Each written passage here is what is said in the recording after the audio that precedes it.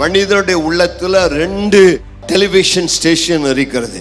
ஒரு டெலிவிஷன் ஸ்டேஷனை திறப்புனீங்கன்னா அது உங்களை பார்த்து பேசும், ஆண்டவன் நல்லவர், ஆண்டவனுக்காக மகத்தான திட்டங்களை வைத்திருக்கிறார், உனக்கு அற்புதம் நடக்க போகிறது, உனக்கு கர்த்தர் தம்முடைய வல்லமை வெளிப்படுத்துவான்னு சொல்லி.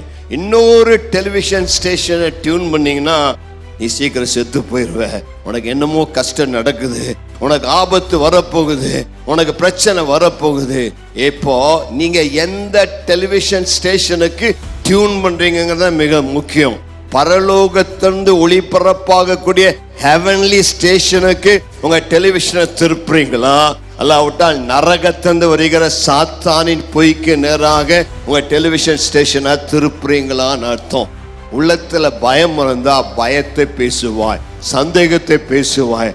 உள்ளத்துல விசுவாசம் இருந்தால் தேவனுடைய வார்த்தைகளை பேசுவாய், அற்புதத்தை பேசுவாய், தேவனுடைய வல்லமை பேசுவாய். ஆகவே தான் நம்முடைய வாயில விசுவாச வார்த்தைகள் வர வேண்டும். கர்த்தருக்கு மகிமை உண்டாவதாக.